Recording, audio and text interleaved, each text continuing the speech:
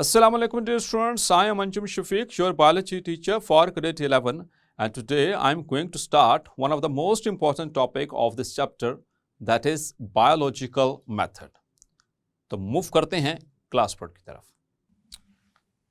So biological method.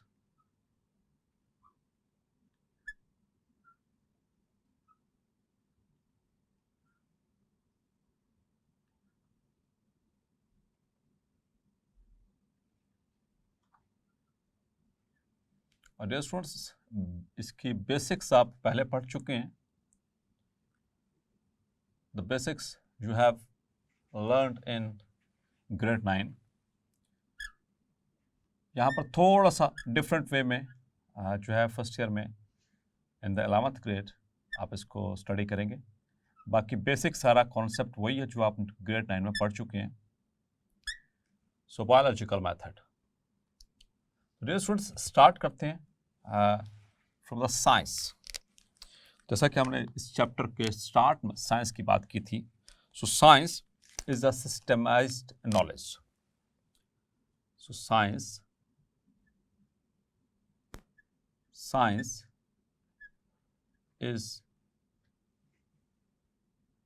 a systematized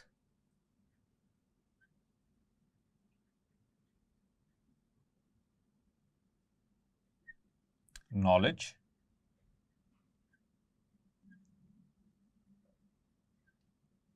and like other sciences,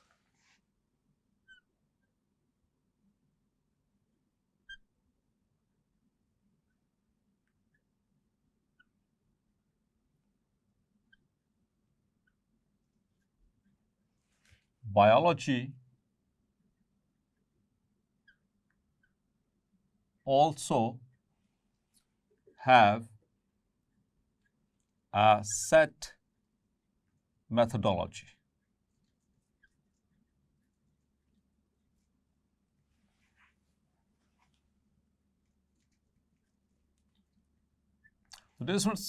science हमने बात यही यहाँ से स्टार्ट की थी कि ये सिस्टमेटाइज्ड नॉलेज है, यानी कि एक तरतीब के साथ एक सिस्टम के तहत जो है साइंस जो है वो वर्क करती है.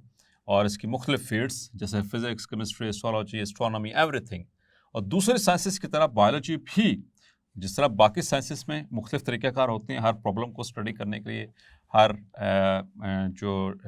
किसी भी तरह की कोई कन्फ्यूजन हो उसको दूर करने के लिए, इसी तरह से बायोलॉजी के पास भी अपनी एक मेथोडोलॉजी है और जिसके ज़रिए बायोलॉजिकल प्रॉब्लम्स को सॉल्व किया जाता है. क्लियर? सो हम इसको डिफाइन करेंगे बायोलॉजिकल मेथड को. A scientific method, a scientific method by which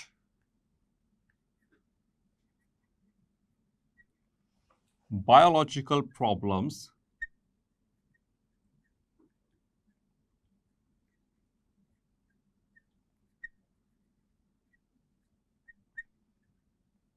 are solved is called biological method. Clear? तो बायोलॉजिकल मेथड एक ऐसा साइंसी तरीक़ेकार है, एक ऐसा साइंटिफिक मेथड है जिसमें बायोलॉजिकल प्रॉब्लम्स को, यानी ऐसी प्रॉब्लम्स जो जिंदगी से रिलेटेड हैं, जो लाइफ से रिलेटेड हैं, जो लिविंग थिंग से रिलेटेड हैं, किसी भी तरीके की any kind of biological problems, उनको सॉल्व किया जाता है. That is called as biological method. तो यहाँ पर वर्ड आया बायोलॉजिकल प्रॉब्लम्स. तो बायोलॉजिकल प्रॉब्लम क्या होती है डियर स्टूडेंट? आप पहले पढ़ चुके हैं. Biological problem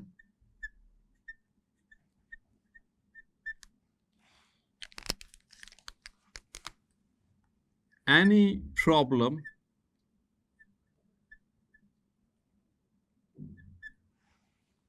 or query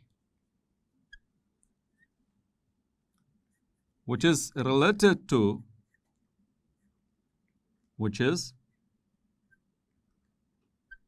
related to living things or living organisms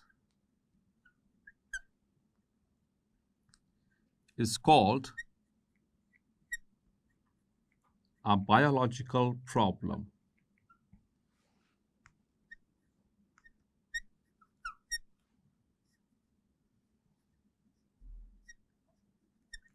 For example, why plants do not move while animals move. यानी प्लांट्स हरकत क्यों नहीं करते, वो एक जगह से दूसरी जगह चलकर क्यों नहीं जाते, जबकि एनिमल्स ऐसा कर सकते हैं. तो प्लांट्स हों या एनिमल्स हों, both of them they are the living things और living organisms. So why it is so. तो इसके लिए फिर हम इसको सॉल्व करने की कोशिश करेंगे. Clear. So this is called as biological problem. और इस बायोलॉजिकल प्रॉब्लम को सॉल्व करने के लिए जो साइंसी तरीक़ेकार, जो साइंटिफिक मेथड इस्तेमाल किया जाता है, उसे हम कहते हैं बायोलॉजिकल मेथड. क्लियर. और स्टूडेंट्स, ये मेथड है. मेथड मतलब कोई तरीक़ेकार है, उसका कोई सीक्वेंस होगा. सो डेफिनेटली बायोलॉजिकल मेथड भी एक सीक्वेंस के तहत बनता है.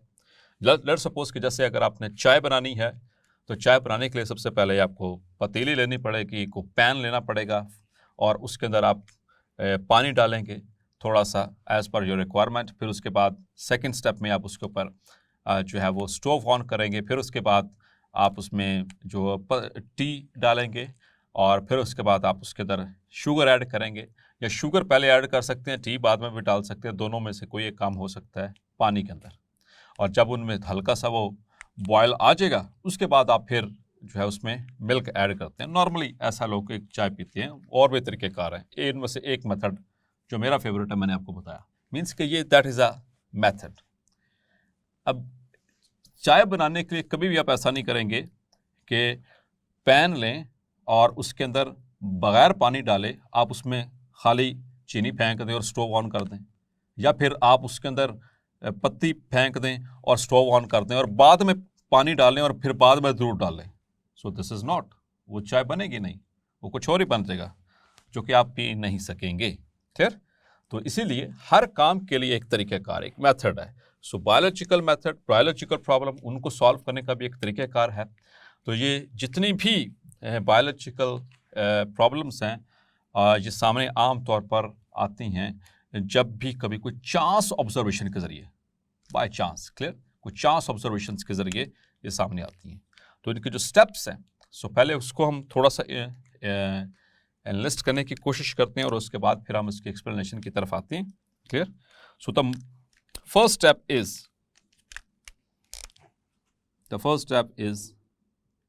that is observations.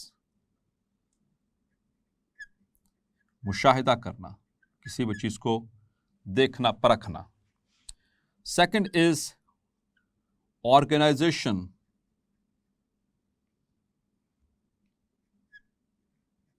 of data. Then the third one is hypothesis formulation.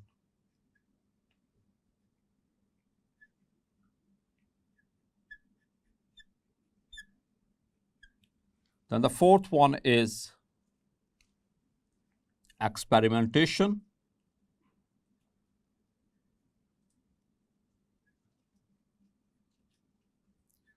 And after experimentation, there is the formation of theory, and finally law or scientific law. Clear? तो इन steps को हम तरतीब से डिस्कस करते हैं. तो स्टार्ट करते हैं फर्स्ट स्टेप से. The first step is observations.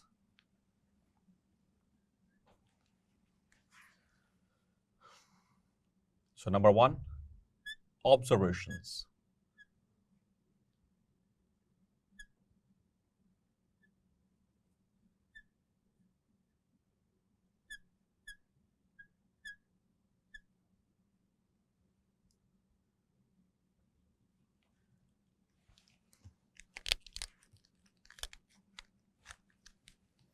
So dear students, observations means to observe anything or an action to judge. It is basically an action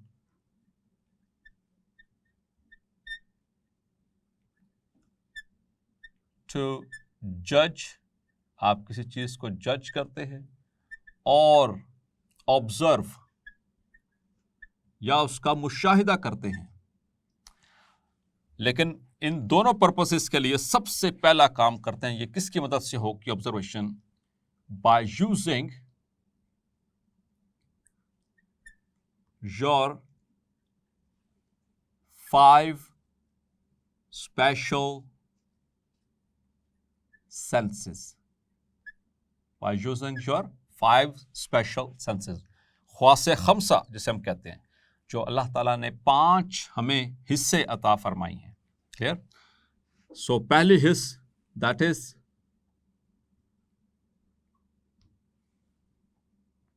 that are number 1,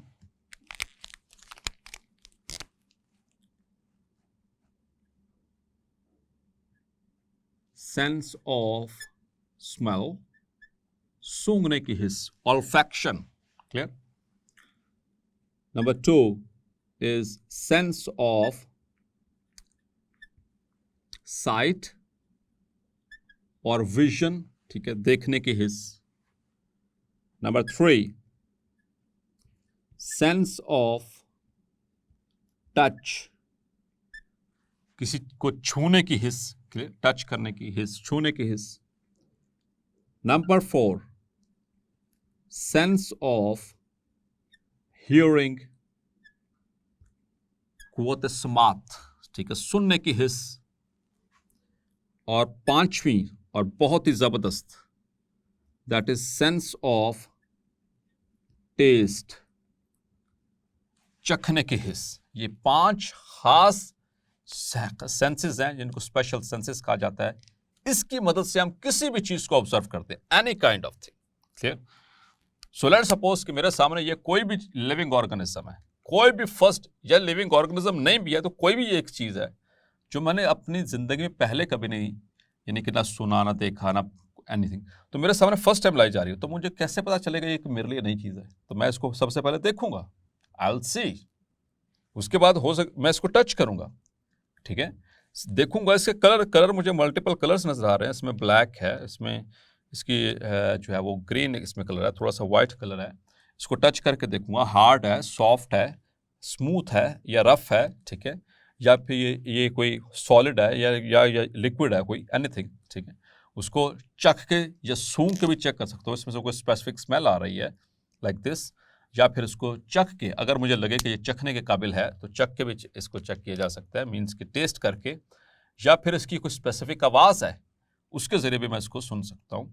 तो दिस इज हाउ, इस तरह से observe किया जाता है। Clear? अब आते हैं स्टूडेंट्स के ऑब्जर्वेशंस की 2 टाइप्स जो आप पढ़ चुके हैं। द टाइप्स, तो जी स्टूडेंट्स कितनी टाइप्स पढ़ी आपने? Types of observations. 2 तरह की ऑब्जर्वेशंस होती हैं किसी भी प्रॉब्लम के हवाले से, ठीक है, जो भी मिल जाए आपको सो आपके लिए यूजफुल है। Number 1 is the quantitative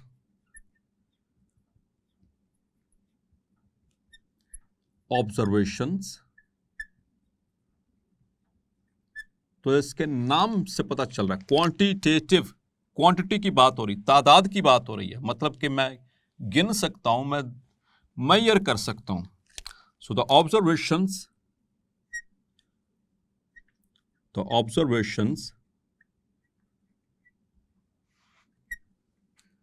which can be recorded,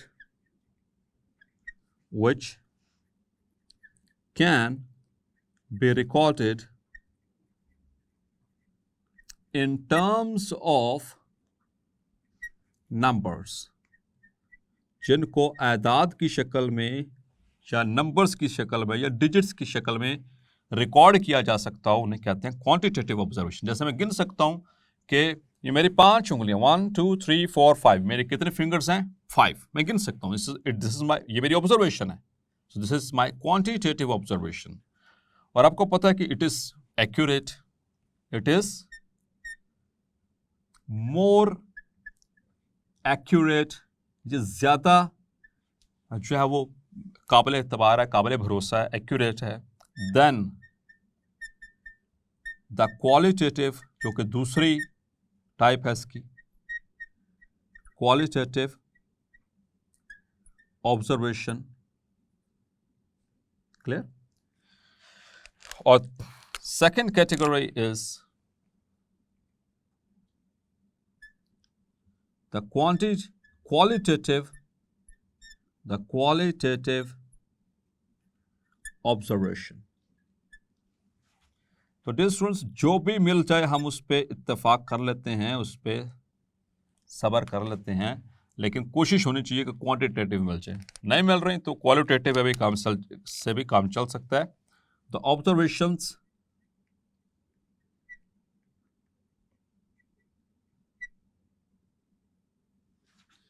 which cannot be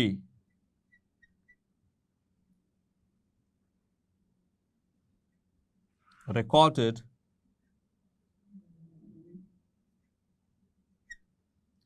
in terms of numbers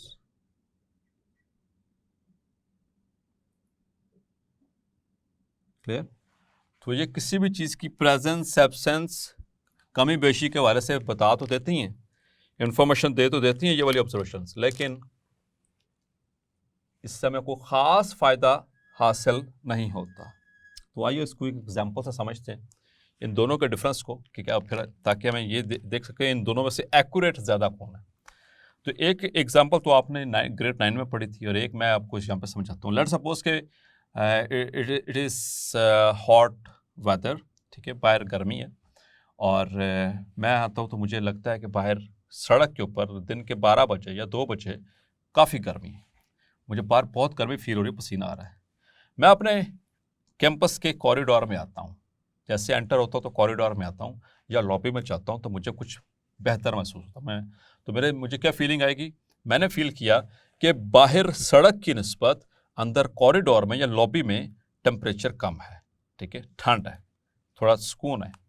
लेकिन फिर मैं जैसे क्लास में जाता हूँ तो क्लास में चूँकि वो ऑक्यूपाइड एरिया है, क्लोज्ड एरिया है, तो वहाँ पर अंदर एयर कंडीशनर्स लगे हुए हैं, एसी ऑन है, टेम्परेचर सेट हुआ हुआ 25 डिग्री सेल्सियस, ठीक है। तो अंदर जाता हूँ तो मुझे और थोड़ी बेहतर फील होता है, और थोड़ी ठंड महसूस होती है, ठीक है, क्योंकि वो थोड़ा सा क्लोज्ड स्पेस है। तो मुझे ये तीनों का डिफरेंस बड़े आसानी से पता चल जाएगा। बाहर काफ़ी गर्मी, अंदर थोड़ी सी बेहतर है, ठंडा माहौल है, और उससे अंदर और ज़्यादा ठंडा माहौल है, इन्वायरमेंट है। क्लियर? तो एक तो मेरी ऑब्जर्वेशन है ये, और एक अगर मैं कहूँ कि बाहर तकरीबन 40 डिग्री सेल्सियस टेम्परेचर है, लॉबी में आता हूँ तो मुझे पता चलता है यहाँ पर तकरीबन 35 डिग्री सेल्सियस है। अपने रूम में जाता हूँ तो अंदर 3 एसी लगे हुए हैं या 2 एसी लगे हुए हैं जो कि 25 पर सेट हैं, और इसका मतलब है कि तकरीबन 25 से 26 के करीब उसका टेम्परेचर है। तो ये मुझे पता चल रहा है। तो यहाँ पर मैं बात कर रहा हूँ इन टर्म्स ऑफ डिजिट्स। बाहर गर्मी है, कितनी गर्मी है? 40 डिग्री सेल्सियस। कमरा में ठंड है, कितनी ठंड है? यहाँ पर 25 डिग्री सेल्सियस है।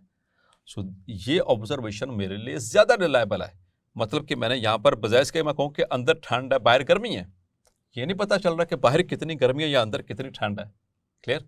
तो जिसमें आप ये बता सकें कि ठंड है या गर्म है, ठंडा या गर्म, या हल्का या वजनी, ठीक है, या ये बता सकें कि प्रेजेंट और एब्सेंट, ठीक है, इस तरह से करके बता सकें, light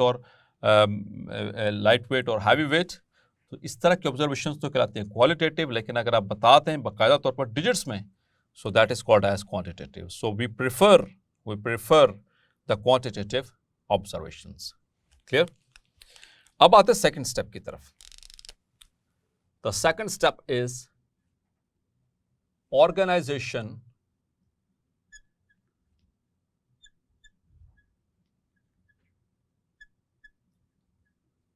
of data।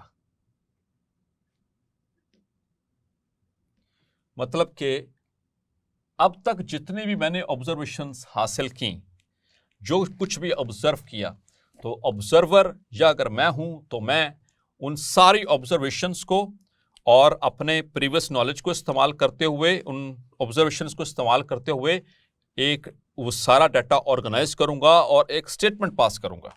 Clear? So the observer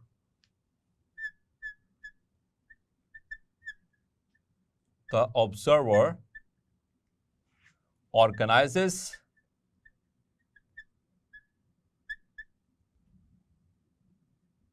the information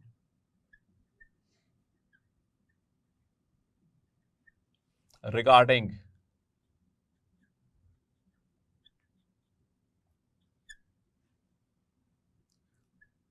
observations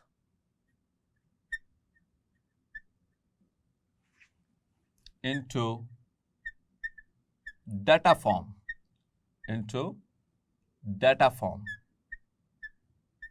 clear, by using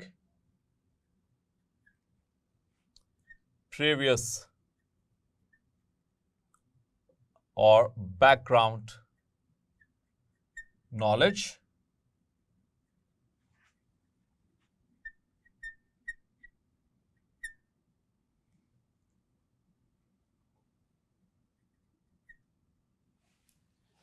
and current observations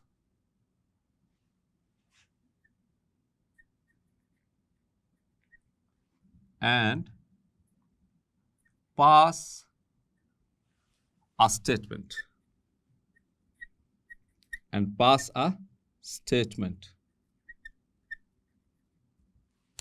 और उस स्टेटमेंट को क्या कहते हैं dear students? That is called as hypothesis. तो फर्स्ट स्टेप में ऑब्जर्व किया, उनको अरेंज किया, जो भी नॉलेज था, जो भी डाटा था, observation in using the senses और यूजिंग माय बैकग्राउंड नॉलेज और प्रीवियस नॉलेज, तो मैं क्या करूंगा, उन तमाम ऑब्जर्वेशंस को एक डाटा की शक्ल में ऑर्गेनाइज करूंगा। Clear? So that is the second step, organization of the data of the observations. Now the third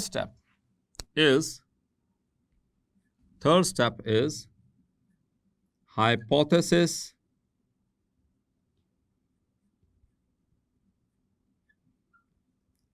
formulation। अब मुझे बनाना है hypothesis, one of the most critical steps of biological method, one of the most clear। So hypothesis को पहले define करेंगे। What is hypothesis? So hypothesis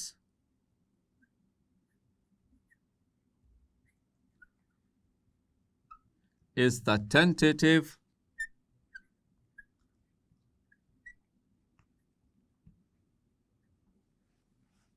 explanation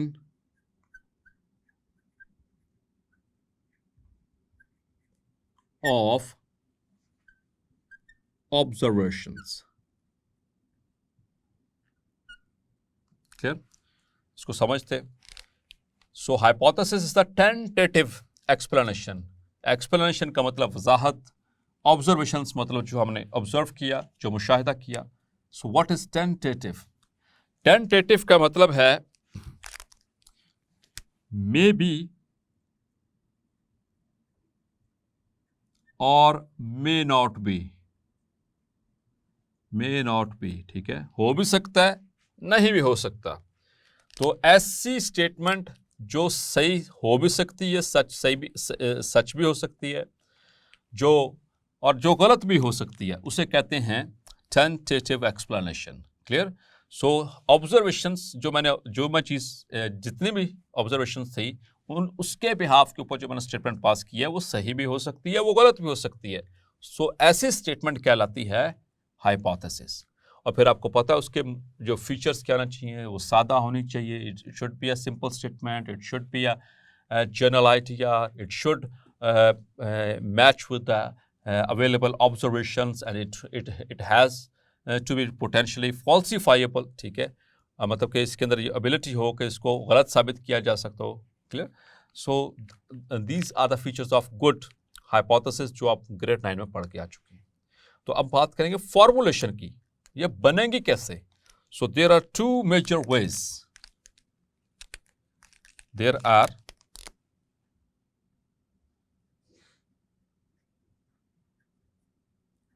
two major ways of formulating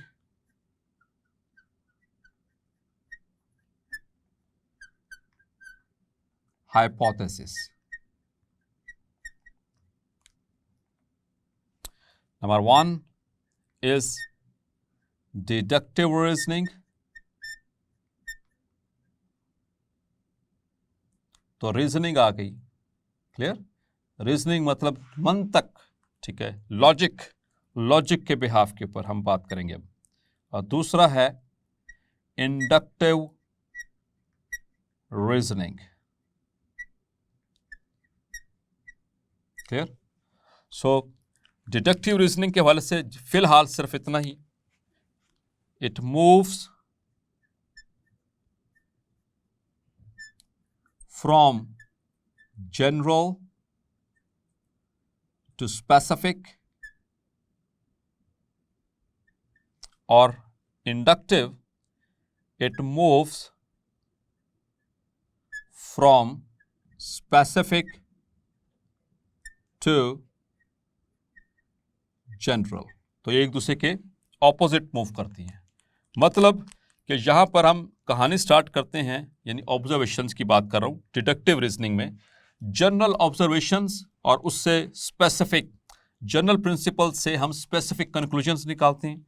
और inductive reasoning में हम specific यानी कि ideas और specific observation से जो जनरल एजम्पशंस और लॉस की तरफ मूव करते हैं, क्लियर। सो इसके अलावा भी कुछ मेथड्स हैं जो कि हम डिस्कस करेंगे, और इसके बाद फिर हम मूव करेंगे, क्योंकि ये क्वेश्चन जो है एक एज अ लॉन्ग क्वेश्चन ये अगर आ जाए तो यानी पूरी लेंथ तो मुश्किल हो जाती है इसकी, एक ही क्वेश्चन में अटेम्प्ट करना। तो ये पार्ट्स में पूछा जाता है, like observations and hypothesis formulation, या हाइपोथेसिस फॉर्मुलेशन डिटेल में पूछी जाती है जो मोस्ट इंपॉर्टेंट पार्ट है इसका, या फिर कोई और लाइक है थ्योरी और हाइपोथेसिस एंड लॉ, इस तरह से पूछा जाता है, कंपैरिजन में इसको एक्सप्लेन किया जाता है। सो डियर स्टूडेंट्स, होपफुली आज का लेक्चर आपको क्लैरिफाई हो गया होगा। मिलते हैं नेक्स्ट लेक्चर में और एक्सप्लेन करेंगे डिडक्टिव एंड इंडक्टिव रीजनिंग और बाकी मेथड्स जिसके ज़रिए हाइपोथेसिस बनाई जा सकती है। तब तक अपना ख्याल रखिएगा। अल्लाह हाफिज़।